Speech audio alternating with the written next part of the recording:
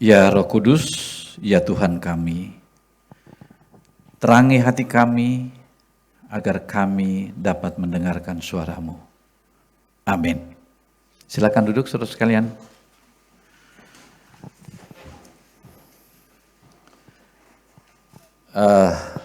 Hari ini memang adalah hari yang disebut dengan Holy Innocents. Holy Innocents itu artinya hari kanak-kanak tak bersalah.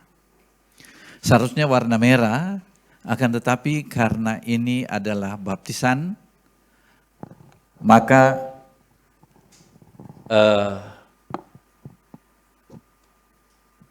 ini dipakai warna putih. Tema kita hari ini adalah Allah peduli dengan anak-anak. Sebenarnya pada masa Natal seperti ini, kita harus membayangkan tentang sukacita, damai, kehangatan. Namun hari ini kita membaca bagian kitab suci yang membawa kita pada dua kisah yang sebenarnya tidak nyaman untuk didengar.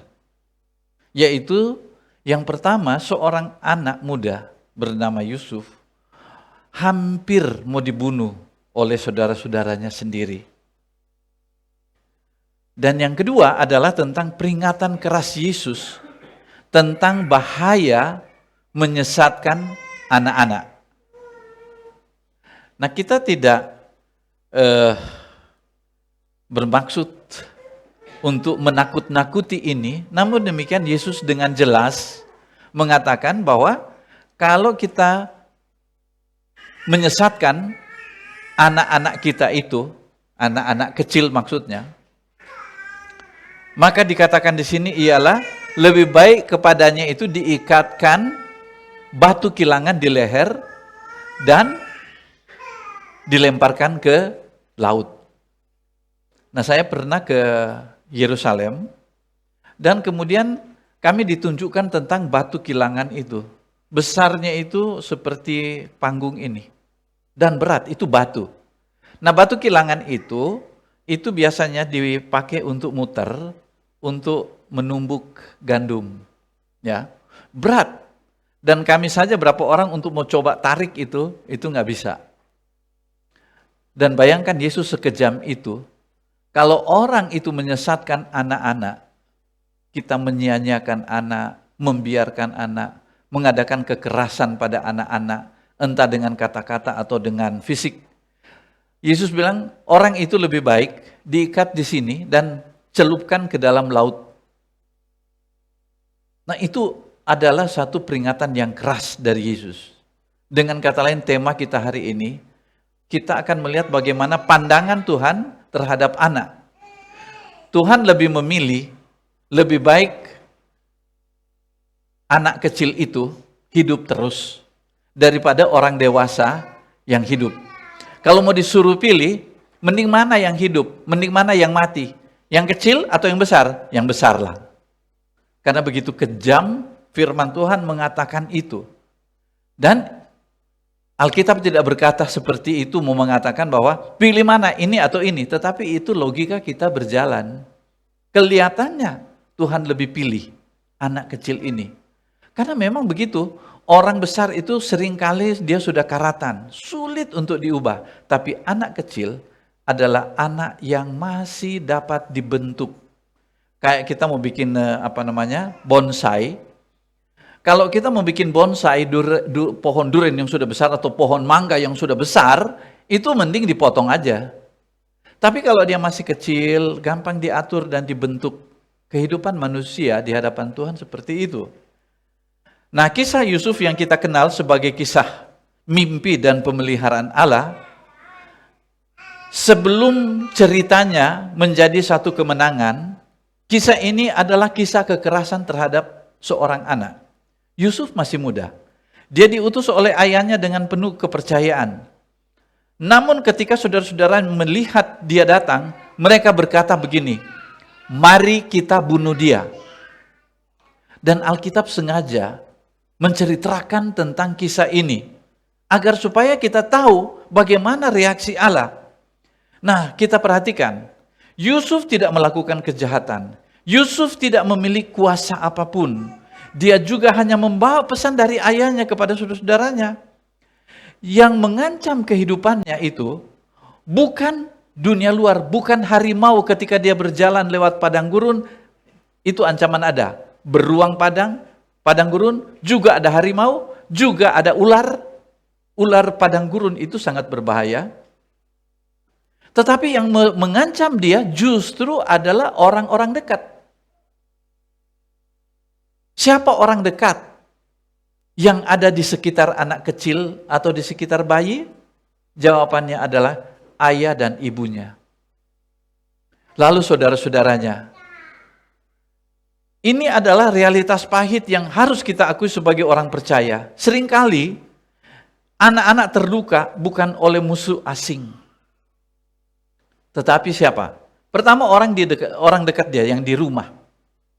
Kemudian di sekolah. Dibully, ya. Dan kekejaman itu dibantu oleh medsos. Tetapi waktu kita baca tentang kisah Yusuf tadi, yang dibacakan tadi, kita melihat ada paralelnya, ada kesamaannya. Yusuf, si anak muda itu, diutus oleh ayahnya. Nah, Yesus diutus oleh Bapaknya di sorga. Yusuf ditolak oleh saudara-saudaranya, Yesus ditolak oleh dunia. Yusuf hampir dibunuh, Yesus bersama dengan anak-anak Bethlehem hampir dibunuh oleh Raja Herodes. Yusuf diselamatkan untuk tujuan Allah, Yesus diselamatkan untuk keselamatan dunia. Saudara dapat melihat di sini, kalau kita memusatkan hari ini perhatian pada seorang anak, ingat, jangan-jangan anak ini akan menjadi seorang Stella Christy, wakil menteri pendidikan tinggi dan sains. Saya dengar cerita tentang Stella Christy. Dia tidak bercita-cita jadi menteri, dia hanya sekolah, Inggrisnya pas-pasan, tapi papanya bilang, maju terus. Inilah yang Yesus maksudkan, bahwa orang-orang di sekitar dia bisa menghancurkan dia, bisa melukai dia, tapi bisa memotivasi dia. Mau jadi apa dia di kemudian hari, itu ditentukan oleh orang-orang dekat saat ini. Dan dia kemudian pergi ke Singapura, gagal. Ke Amerika, oke. Kemudian pergi ke Norwegia. Lalu kemudian balik lagi. Dan kemudian di Harvard, di Amerika, dia kemudian belajar satu bidang yang disebut dengan kognitif. Itu kemudian diincar juga oleh satu universitas terkenal di Beijing. Dan mereka panggil dia, dan dia mengajar di sana, bisa bahasa Mandarin, Inggrisnya lancar, Indonesia karena dia memang orang Indonesia Medan. Dan sekarang ketika entah kenapa, ini jalan-jalan Tuhan, dia delegasi dari Indonesia ke sana, ke Beijing. Lalu sesudah itu apa? Sampai di Beijing, rektor dari universitas di mana dia mengajar, memberitahukan kepada delegasi ini, kalian punya orang ada di saya. Dia Profesor Stella Christy. Dan kemudian ketemu dengan Menteri Luhut, ketemu dengan Prabowo. Lalu setelah itu, mereka merekrut dia. Dan sekarang dia menjadi orang penting dalam dunia pendidikan tinggi. Itu Stella Christy. Nah, kita lihat di sini bahwa Yesus memperhatikan anak ini bukan soal siapa dia pada waktu dia masa tua, tapi sejak kecil. Kalau kita bisa mengarahkan dia, maka dia itu akan menjadi orang penting bagi masyarakat dan bagi gereja. Injil Matius, murid-murid itu bertanya, tadi kalau masih ingat apa yang dibacakan tadi, pertanyaan mereka itu adalah begini kepada Yesus, siapa yang terbesar dalam kerajaan surga? Orang Indonesia mau masuk surga kan? Anda semua datang ke sini karena berpikir bagaimana nanti saya di hidup nanti. Mau masuk surga atau masuk neraka saya ini. Tapi Yesus bilang, ini masuk aja udah bagus. Tapi ini Yesus bilang ada yang paling besar di sana nanti. Lalu jawabnya, Yesus tidak menjawab dengan teori, ia hanya memanggil seorang anak dan menempatkan di tengah-tengah mereka. Dan tindakan Yesus ini adalah mau mengatakan, kalau kamu ingin jadi besar dalam kerajaan surga, ini jadi seperti anak kecil yang saya pangku ini. Dan dia katakan, anak ini adalah anak yang tidak berdaya. Manusia di hadapan Tuhan, Anda tidak perlu jadi anak kecil lagi. Anda cukup punya sikap seorang anak kecil, yaitu, Tuhan, saya tidak berdaya di hadapan-Mu. Makanya tadi ada pengakuan dosa. Itu sebetulnya mau menempatkan diri kita bahwa saya tidak berdaya, Tuhan. Dan kedua, saya tidak punya status apa-apa. Kalaupun ada, Anda katakan bahwa status di hadapan Tuhan itu lebih tinggi. Dan anak hidup dari apa? Dari kepercayaan. Dia nak cari makan, dia juga hanya jalan ke sana kemari. Soal saya ditabrak mobil, tergantung orang tua saya. Soal saya makan atau tidak makan, tergantung orang lain, tergantung orang tua. Ketergantungan seorang anak ini adalah gambaran, kalau kita punya ketergantungan yang tinggi di hadapan Tuhan, Tuhan gimana Tuhan?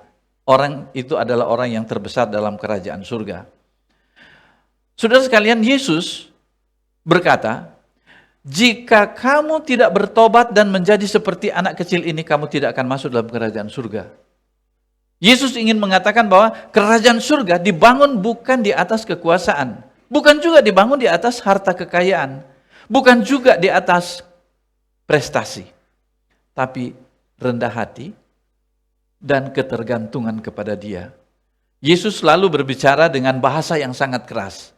Barang siapa menyesatkan salah satu dari anak kecil ini bukan bahasa yang lembut, tapi bahasa profetis.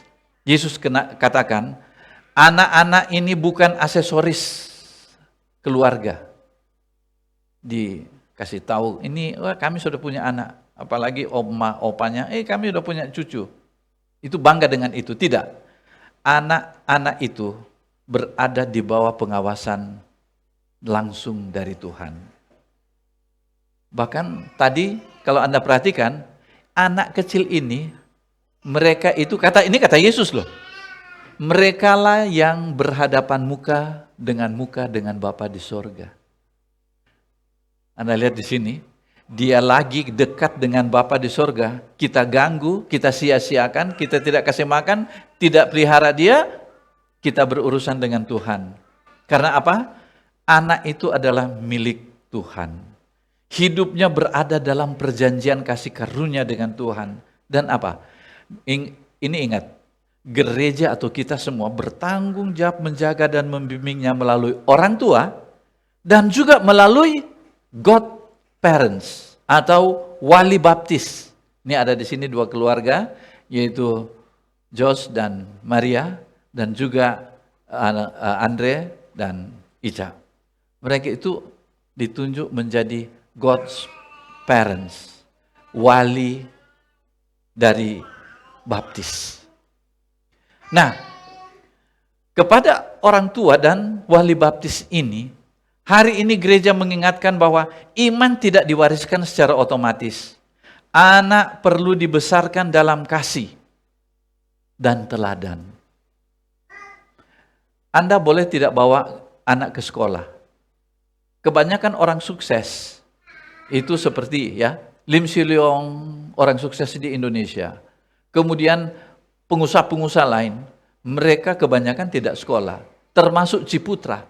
Ciputra itu cuma insinyur saja, tapi kemudian dia mempekerjakan para profesor di sekolah namanya Sekolah Ciputra. Dia mendirikan sekolah-sekolah Ciputra di seluruh Indonesia. Dan itu adalah orang yang sederhana dari Gorontalo. Begitu juga dengan Lim Si Leong. Lim Si Leong itu, mereka itu jual-jual kardus waktu masih muda. Tapi saudara sekalian, mereka itu dipakai oleh Tuhan untuk menjadi yang besar. Dan yang berikut, bahwa kita menyaksikan bahwa Allah peduli dengan anak-anak yang terancam. Ia mendengar tangisan yang tidak terdengar dan bekerja membawa kehidupan pada situasi yang gelap. Saudara sekalian, saya berdoa agar supaya di masa Natal ini kita tidak hanya merayakan kelahiran Kristus, tapi juga kita mendengar amanat dari Tuhan Yesus untuk menjaga kehidupan anak-anak. Baptisan itu adalah satu hal yang sangat penting di dalam kehidupan kita. Bukan supaya dapat sertifikat baptisan, tidak. Dia itu digiring oleh gereja. Memang gereja lain, ya gereja lain saya kasih tahu, baptisan itu nanti sudah besar karena apa? Nanti sudah dia percaya baru dia dibaptis. Kan begitu.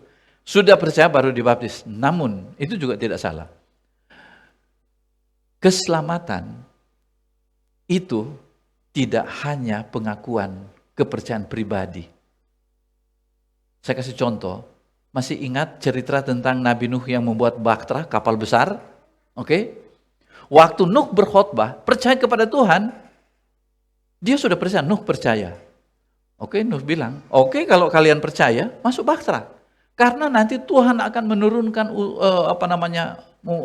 hujan besar dan terjadi air bah.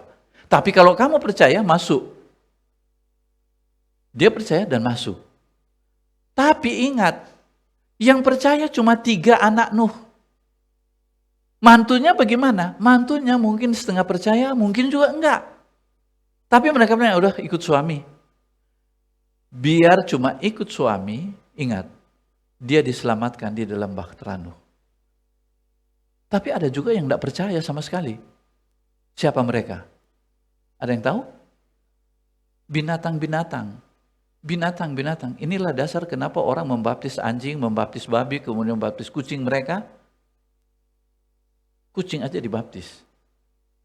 Apalagi anak kita sendiri. Jadi anak itu, orang tua percaya, tapi oke mari ikut. Masuk bahtera. Bahtera itu adalah tubuh Kristus. Bahtera itu adalah tubuh Kristus. Tubuh Kristus itu apa? Gereja. Gereja. Tapi ya, jangan sembarang bikin gereja. Ya. Gereja itu adalah ciptaan Kristus. Gereja itu dimulai dari Kristus. Yesus kirim murid-murid pergi. Yesus ada orang yang dari Yerusalem pergi ke Roma, jadilah gereja Roma. Baru berkembang. Ada yang ke gereja ke Mesir, jadilah gereja Koptik. Itulah gereja yang diutus oleh Yesus. Ada yang ke sana, ke Syria, jadi gereja Ortodoks Syria. Ada yang ke tanah England, jadilah Ortodoks Anglikan, yaitu kita. Nah, gereja-gereja ini adalah gereja warisan daripada Tuhan Yesus Kristus. Makanya saudara-saudara lihat, kok di Anglikan pakai liturgi begitu? Kok pakai lilin, tadi ada lilin sini? Kok ada semua begitu? Ini semua adalah warisan dari sana, dari Yesus sendiri. Tapi kadang-kadang saudara sekalian ada orang yang memang mereka begitu, kita juga bisa begitu.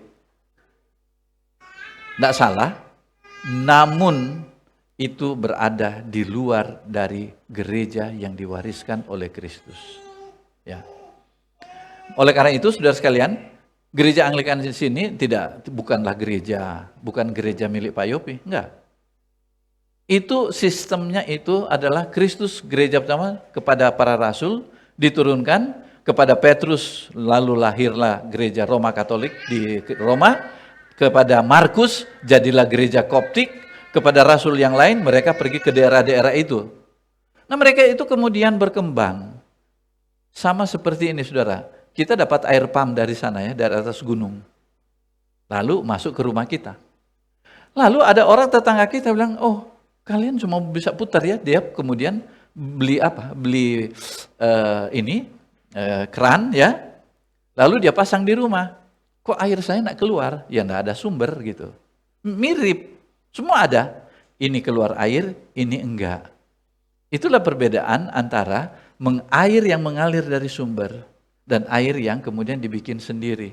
Kalau kita bisa bikin, kalau keran begitu jelek, nah, kita bisa bikin yang bagus sekali. yang mengkilap, ya, dipasang di rumah. Putar-putar, ini bagus, dari stainless, ini cuma dari plastik, kenapa dia bisa keluar? Kok saya enggak? Ya jelas, airnya beda, airnya beda. Ini dari sumbernya, ini bikin sendiri gitu. Ya. Nah, ini adalah satu gambaran tentang gereja yang berkembang sekarang, ya. Makanya banyak aliran sesat sekarang itu kan. Nah, saudara, Anda bersyukur Anda dibaptis. Orang tua, Reksa dan Silvi, anak kalian dibawa masuk ke dalam tubuh Kristus, yaitu gereja. Dia belum percaya, tapi ketika kita mau menyelamatkan orang, ya ini banjir sudah muncul, ya. Ini banjir sudah mau naik, ayo mari tarik dia, bawa ke sini. Dia bisa saja sih berenang sendiri, tapi harus membutuhkan pertolongan orang lain. Tarik dia, bawa masuk, selamat. Jangankan itu, binatang aja, ya berpasang-pasang, tarik. Binatang enggak percaya Yesus, enggak percaya Tuhan. Tapi diambil oleh orang lain, masuk, selamat. Semua yang ada di dalam bahtera itu ada selamat. Tapi saya tidak mengatakan bahwa binatang itu adalah selamat. Tidak. Mereka itu adalah untuk makanan orang yang hidup. Jadi yang paling penting di sini adalah orang, bukan binatang. Ya, bawa masuk, mereka selamat. Nah, inilah saudara-saudara sekalian, kenapa kita membaptis anak-anak. Yang berikut, anak-anak itu ada di dalam perjanjian loh. Ya, engkau dan seisi rumahmu, waktu kepala penjara itu sudah mau bunuh diri. Karena apa? Terjadi gempa dan kemudian orang-orang sudah pada kabur. Kemudian kepala penjara ini frustrasi. Waduh, saya yang mau digantung, mending saya bunuh diri dulu. Petrus dan Yohanes bilang, jangan. Hari ini engkau bisa selamat, engkau dan seisi rumahmu. Saudara sekalian, seisi rumahmu apa? Kepala keluarga diselamatkan, istri dan anak-anak masuk dalam perjanjian anugerah dari Tuhan. Itu kalau baptisan anak-anak. Saya katakan bahwa bukan berarti orang dewasa tidak boleh dibaptis. Baptis kalau memang belum dibaptis. Tapi anak-anak jangan lupa, luput dari baptisan. Mari kita siapkan hati kita untuk menggiring seorang anak masuk dalam kerajaan Allah melalui baptisan. Kita berdoa. Terima kasih Bapa di surga untuk kasih setia Tuhan. Kami mau menyiapkan iman kami Tuhan untuk membawa seorang anak untuk dibawa kepada Kristus. Berikanlah kepada kami iman ya Tuhan, bahwa anak ini akan menjadi seorang anak yang berguna di mata masyarakat dan dipakai oleh Tuhan. Kami naikkan doa ini hanya dalam nama Tuhan Yesus Kristus. Amin. Baik, saudara sekalian, kita akan langsung